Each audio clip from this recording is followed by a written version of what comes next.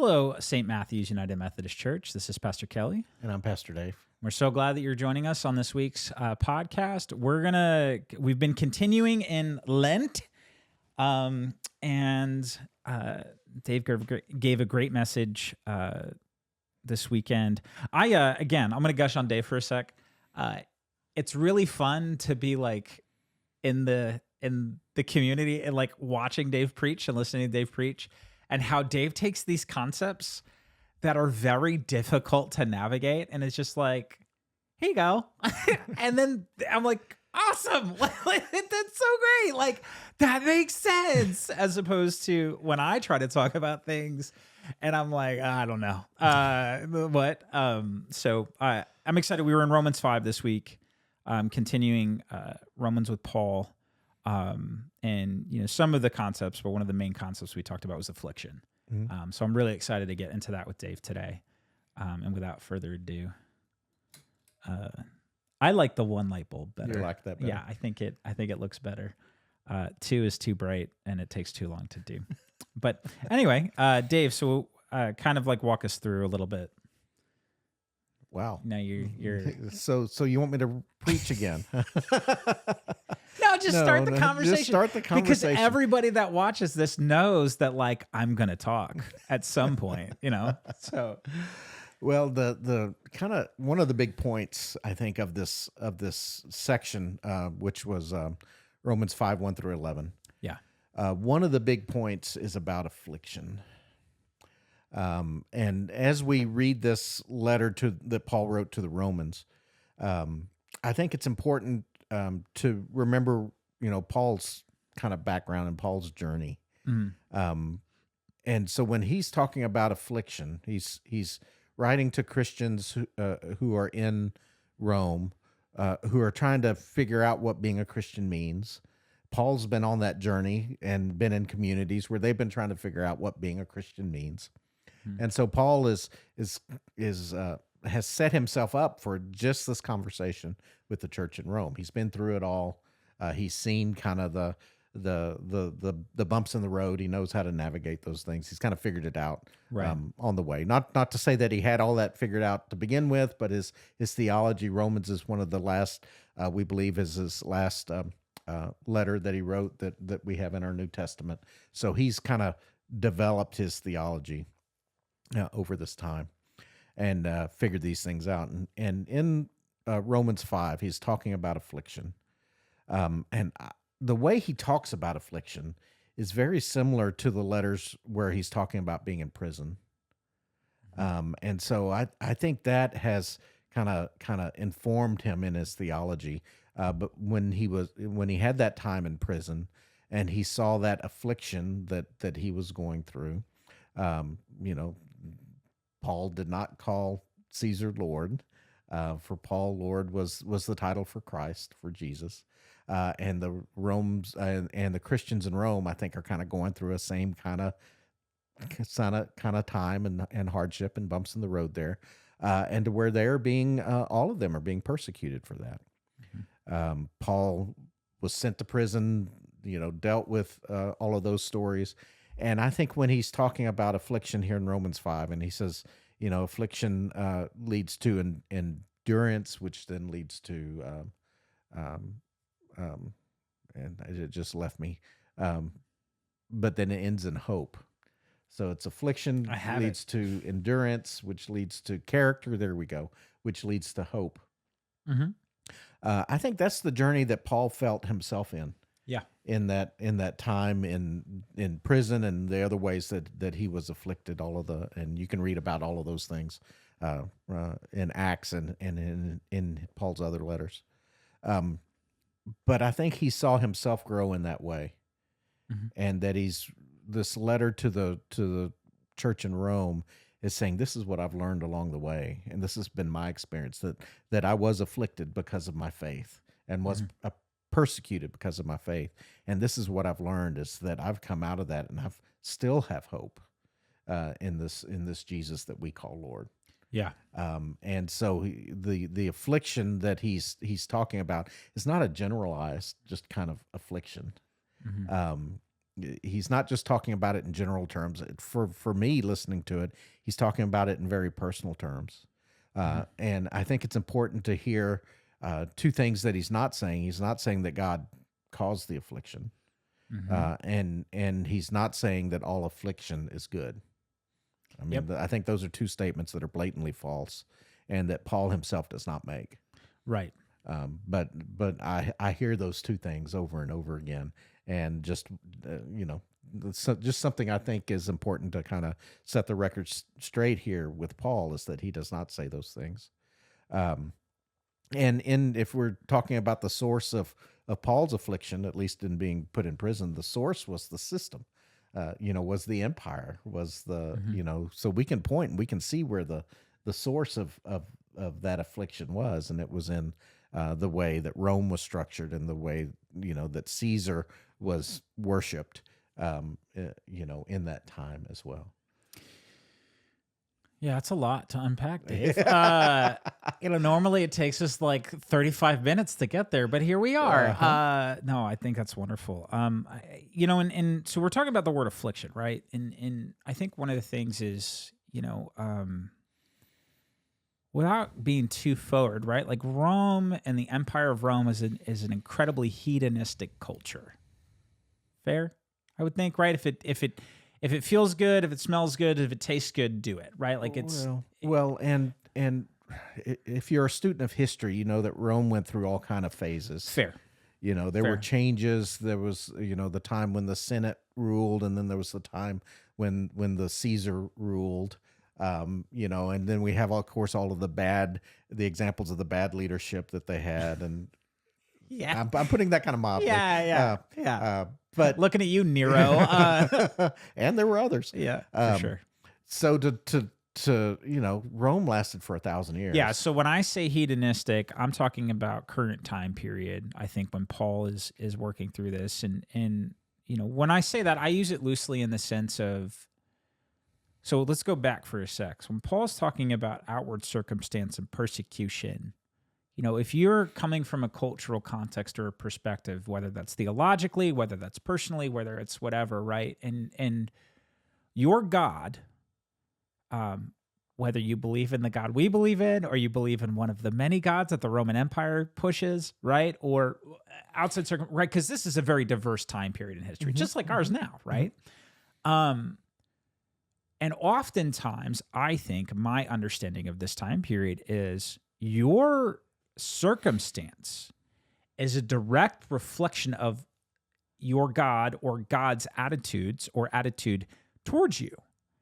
And so if you're Paul and you're following Jesus and trying to share Jesus and the love of God with people, and you're in prison, or if you're a people group who is trying to love Jesus and trying to love other people, right, and yourselves, and trying to do what Jesus is asking you to do, or the way that you understand that, and your circumstances are horrific, the culture you're in is very much of like, well, God is causing your affliction because I caught myself, because you're awful and you deserve it. And so Paul is, I think, part of what Paul's making the case of is, there's afflictions that not all affliction is good, in the sense of it's not appropriate always to be like, well, God is working this out of me. Well, if you're making terrible choices and doing terrible things, it's not like, that's not the consequences of that isn't a test, or like, hey, it might be just like, please don't do that. But in this context where, I think at least there's a context here of so much of the culture is engineered around like your lot in life and what you're currently going through is based on a God's love for you or a God's dislike of you, right? Or punishment. And I think Paul is kind of like cutting that open and going, no. The affliction I'm experiencing isn't because God hates me. Right. Or because I did something I wasn't supposed to do, or I'm wrong, or I'm not worth it, or whatever. It's contrary to like you said, Paul's pointing right back at the system and going, no. It's because that's ungodly and it's bad. That's right. And so if you were a person in that time period who's being heavily persecuted and killed and hunted, I look at these things, I try to at times, not to have this ego of like assuming I understood what it was like, but I'm a dad. Mm-hmm. You got young kids. And this idea that like people would be harming us and taking my children from me because I'm trying to love people, there's going to be some serious theological questions I'm asking. Mm-hmm. And so I think Paul's kind of coming through going, no, listen. Yeah, this stinks. This is really bad. It's not good. Like, we get that. But it's not God punishing you. Right. God isn't like disappointed in you or like hating of you. And personally, the reason I'm so on this point is because this is a theology that I consistently come in contact with Christians in the States. Yeah. Of this God who is a God of circumstance, and like, well, the reason you're going through that is because God is trying to teach you a lesson. I'm like, have you read Romans 5? Like, hold on, time out. Like, what do you, huh? Because if that is our response, or if that's, I think to your point, I think it's directly opposite of what Paul's trying to get at here. Is Paul's like, no, listen. Mm-mm. No, and he's trying to get a message, I believe, to the Roman Christians there, of a message of hope, right? Not of that God hates you, which would be kind of a weird thing for, in context, would be a weird thing for Paul to be writing. He's trying to tell those Christians about the hope that he has found and persevering in his faith. Mm-hmm.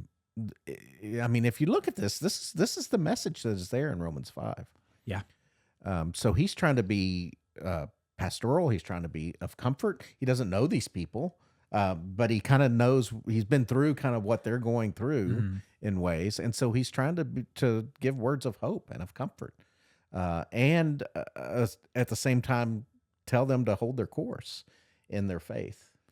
And in their walk of faith, he's not ignorant to their plight. No, he's in prison, and we think, right, like, and there's no way. I think personally, I'm assuming some things, right, coloring my own boxes, but like Paul isn't unaware of like the persecution, right?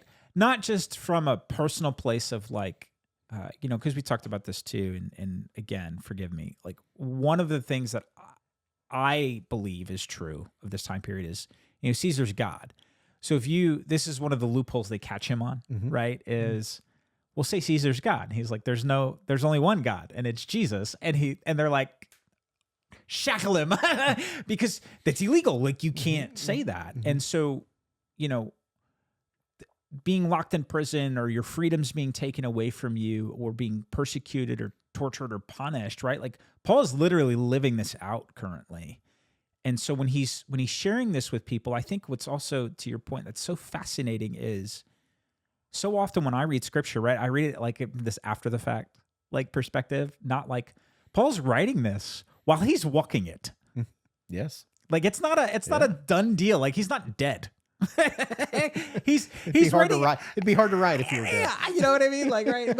But it is an interesting take of like, you're talking about like, this is the last one he writes, we think. Well, it's the last one that's circulated, right? Like, but this is like, it's the play-by-play of while it's going down. And so he's informing his letter and what he's writing to people based on his understanding and his perception of current events. But it's really neat to me that this is also something he's personally walking through. And he's telling them not to lose their hope.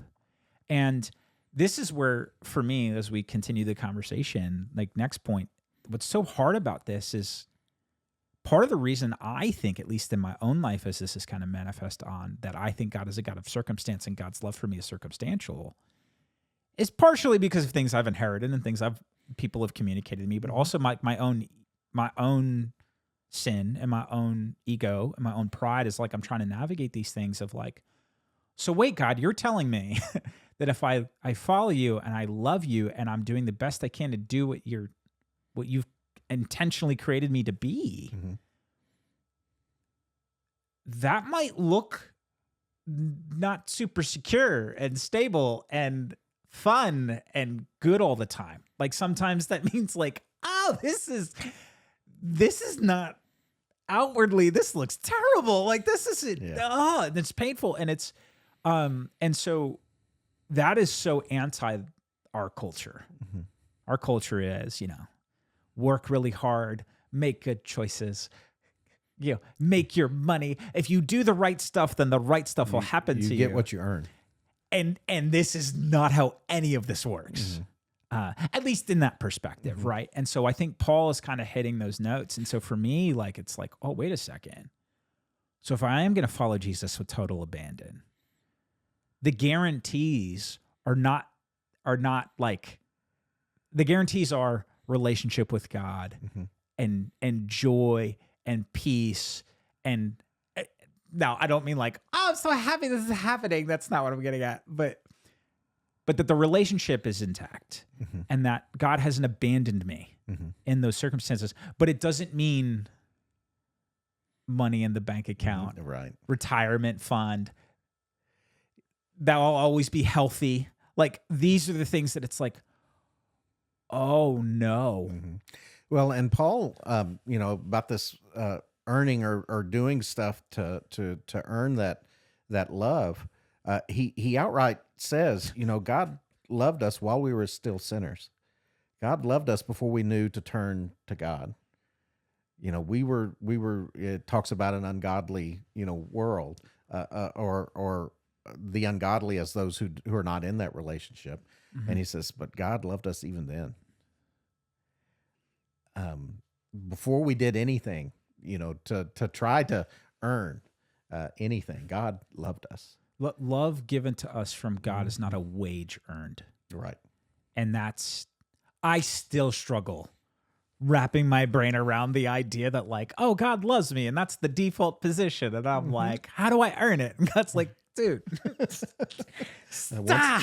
Once again, let's come back for a sec. And because that's such a, for me, when I think about faith, and we're using Paul in Romans 5 and we're in Lent, right? All these contexts as we've been doing these podcasts or this series at least. And that's the concept that's, for me, is so tricky is wait. So God just loves, and it's not earned. It's freely given. What do I do with that? And then conversely, the other thing that I think is so hard, and if I'm reading Paul's letter and my family's getting persecuted, that love isn't just for me.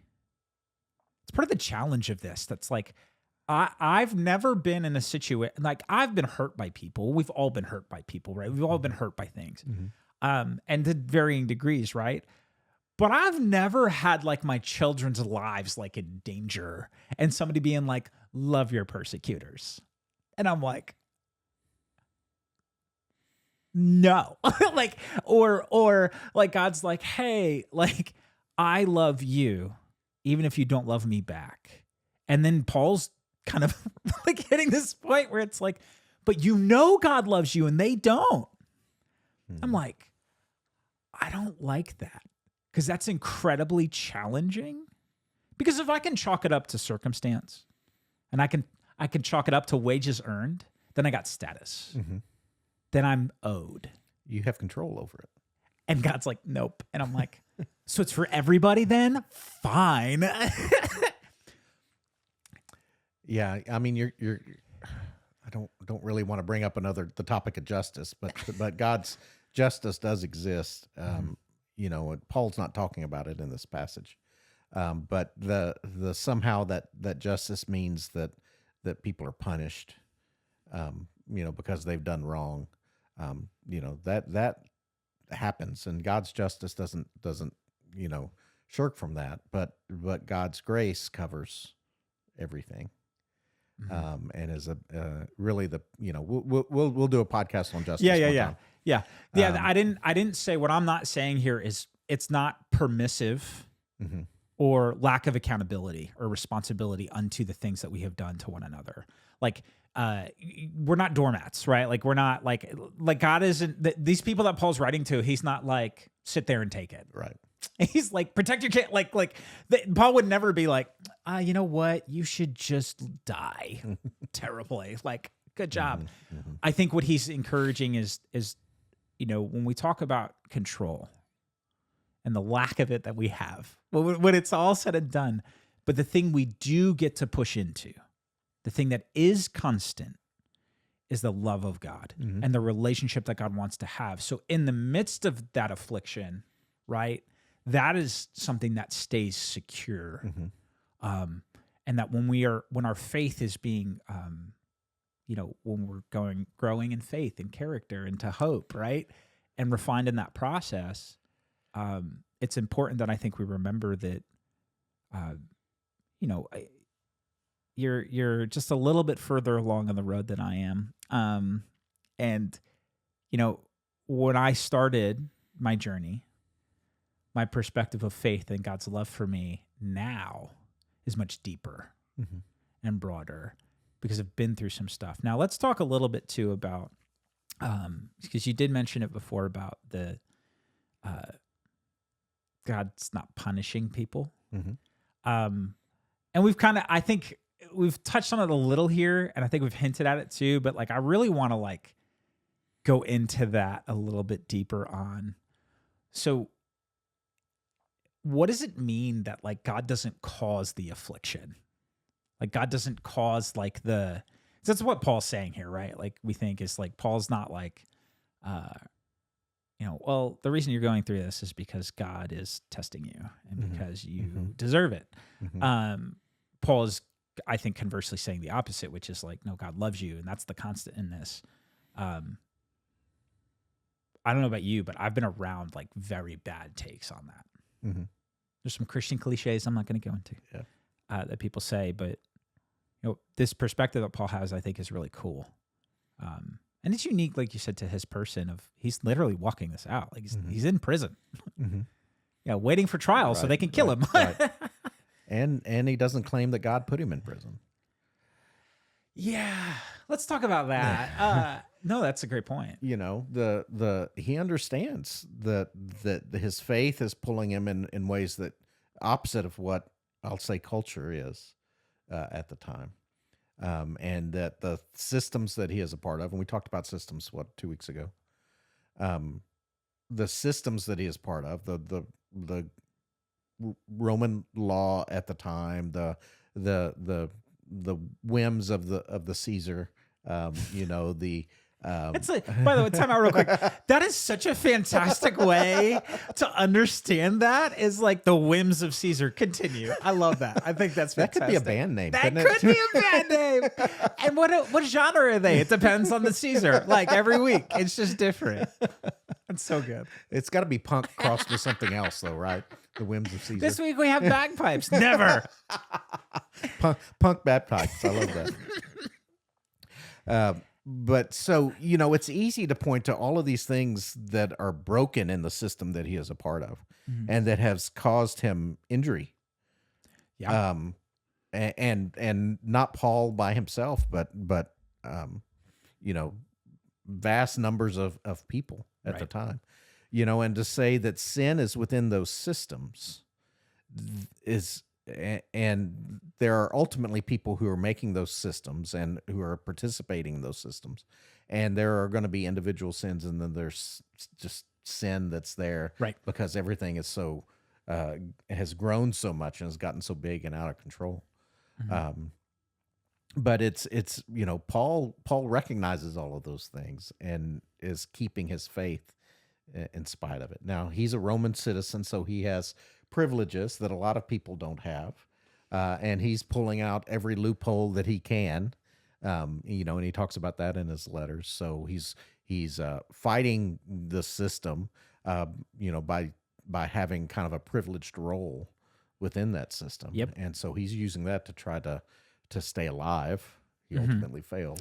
So something I want to make I think this is a really good or a part of our conversation that also needs to happen. So one of the things I'm not going to speak for Dave, but I will for a sec, that I think we're saying that Paul is not doing, when we say that Paul is using every loophole he has to stay, not dead, is not, because the word persecuted right now in 2023 America, oftentimes when I hear people use it, I go, I don't think that word means what you think it means. That's right, Inigo Montoya. Like I don't think it Paul isn't, at the slightest inconvenience, like losing his temper and like going off on people because they won't do the things that he wants to do. When we talk about him being smart and using these loopholes to continue to do the work of the gospel, he's not being a jerk about it, right? He's not like this entitled, like, he's not like looking at every little thing that happens to him and going, oh, I'm being persecuted. Like, this is legitimate persecution. He has made conscious decisions that he knew the consequences of.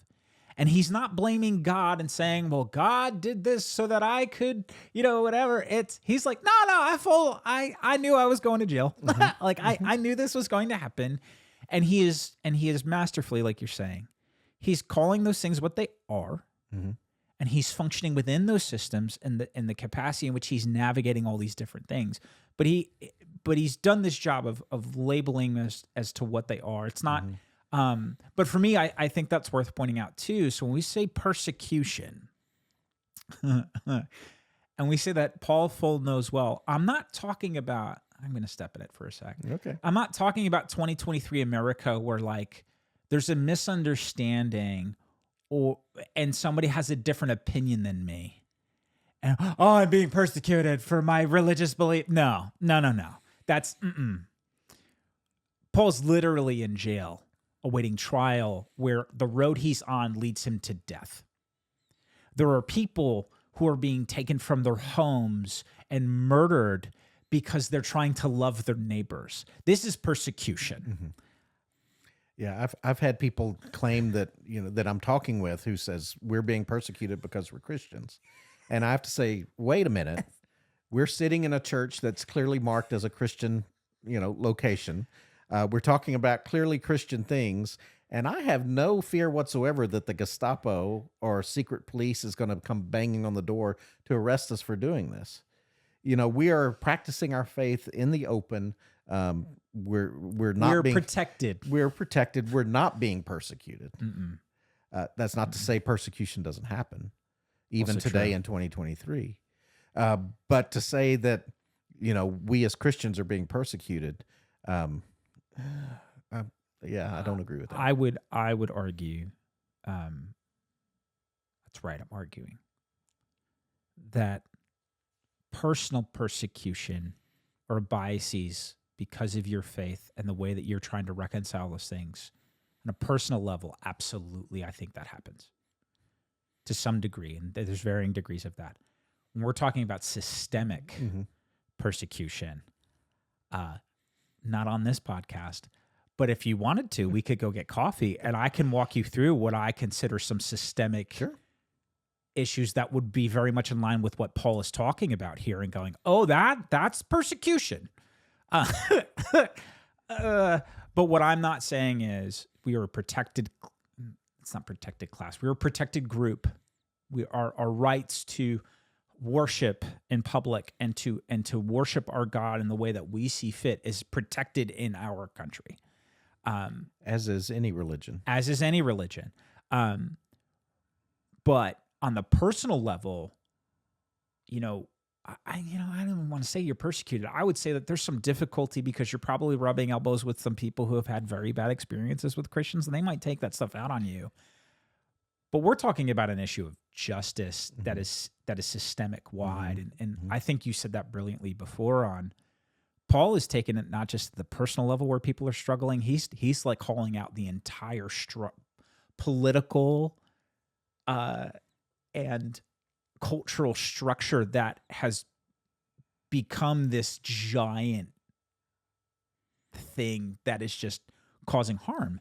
And he's navigating it at a personal level, but I would also say from a not political, but from an organizational level where he's not just thinking about himself, he's thinking about all these other communities that he's planted and people that he's connected to, and how this overarching structure then like goes at this other thing too. So it's not just his own personal stuff he's trying to communicate here. I think it's And I think for us too, one of the really difficult things that I think Christians in modern day America are trying to reconcile amidst all the other things that are currently happening is we're trying to, like, there's some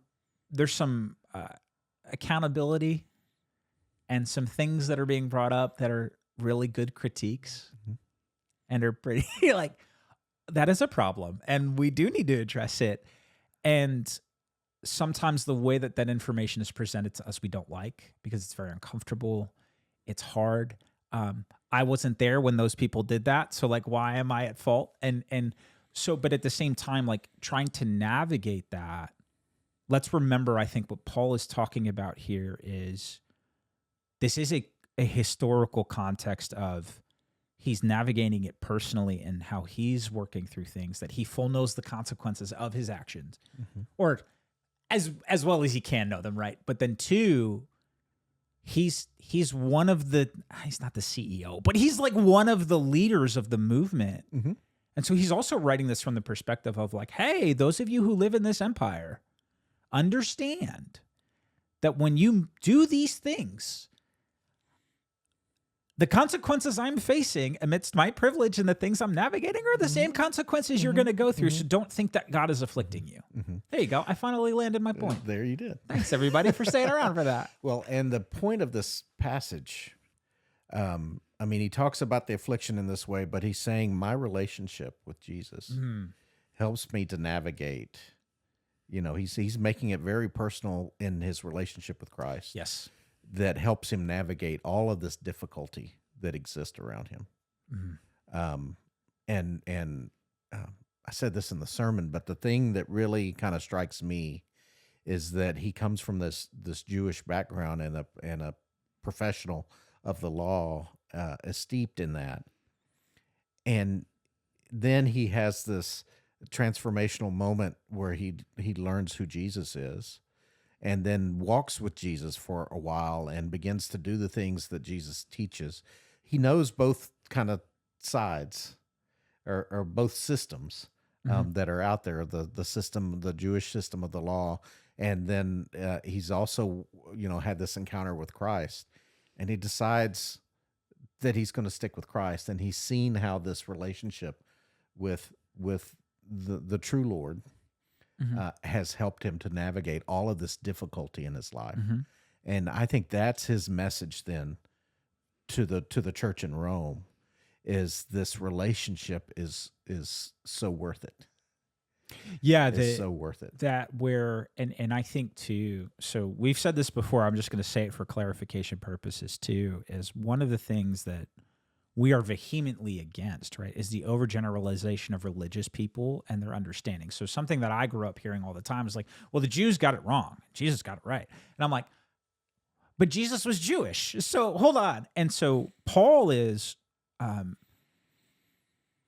I think walking out this repentance and this penance, if you will, of understanding that like, oh, I misinterpreted. It's not like him pointing the giant fat finger and going, he's pointing it and going, hey, here are the problems in our theology and like collectively his time period and his day and the people he was connected to. But at the same time, he's like, Jesus is the fulfillment of all these things. He's not saying that Jesus and the Jewish people are at odds. He's saying, I think that Jesus and the current institution and the way that like we're talking about things are at odds. And I think very importantly, that's especially in our current modern day context when we're talking about right now, like to loop it all back, affliction, personal relationship and how we do this. Paul's talking about the fulfillment of like all of these things are fulfilled in the person of Jesus. And this is where this leads us if we're reading it and worshiping, right? He's not telling us that they're all terrible, horrible people and da-da-da-da. Like, that's not it at all. But I hear this stuff and it's like, well, like they da-da-da-da. And I'm like, no. Like, well, in the Gospel of Matthew, it says specifically Jesus is the fulfillment of the law. Right. So they're not at odds. Paul is living this out and going, oh, I got it wrong. This is one of the reasons I think he brings up his credentials, is not to speak for everybody else. He's like, I am the chiefest of sinners. He doesn't go, you are the chiefest of sinners. And so one of the things that's so interesting to me, and we're kind of talking about him being in Rome and where his journey is about to end, is it's not poetic to me, but it is fascinating to me that the way in which Paul dies and the road leading to that is eerily similar to how he was treating people before he repented and turned. It's like, oh, you believe in this? Well, if you believe in it, here are the consequences of that. And I'm going to make sure those consequences come to fruition. And it's like, how do you feel about that now, Paul? And Paul's like, well, if I do this, these will be the consequences of my actions. And this is back to Affliction. Mm-hmm. It's so fascinating and powerful to me that Paul's like, I didn't have it right. I'm trying to get it right now. And I will not move from my conviction because I'm to the point of my death. Personally, my death. I believe this to be true. Mm-hmm. And so like the book of Romans or the letter of Romans is so powerful to me, especially in 5, where he's talking about this. It's like, this isn't just an isolated thing that he's sharing with Rome, like you said. It's a compilation theologically of his entire journey. Mm-hmm. And it's like, oh, so you're not just talking about the affliction that you're currently experiencing. You're naming that and you're talking about it, but it's like, this is your quote unquote theological development of this since you started walking with Jesus. Mm-hmm. Wow. And this is where you want to end it. This is how you want to share it. Mm-hmm. Whoa. That's pretty powerful. Mm-hmm. Yeah, so the letter of Romans is a summary. I mean, beginning to end is a summary of Paul's theology and the way he's kind of lived it out and discovered it, and through prayer and through his time, before and then after the conversion moment with Jesus. It's really interesting when you look at it that way, as a summary of the theology. Yeah. I'll say my final contribution, my final thought for this week's podcast is it's encouraging to me now. So when I started being a believer, I was very sure that I was correct on all the things that I knew. And now I'm not so sure on a lot of things, but I've grown. And it's encouraging to me to read Romans and go, oh, so did you. Mm-hmm. This is a part of the journey. And, I believe that part of him is understanding that like time is limited now. It's not that he didn't think before either, right? He's like, I'm prepared to die. I'm like, yeah, okay. And now you are gonna. But when we talk a lot about like the Last Supper and like Jesus's final moments on the earth and like with the people before he's going through all the horrific stuff he went through, which we'll get to later because Lent. But and what did Jesus do with that? And like for me, this is Paul's like, oh, I'm almost it's almost time to go be with Jesus. And this is how he chooses to spend that time and the things he chooses to communicate.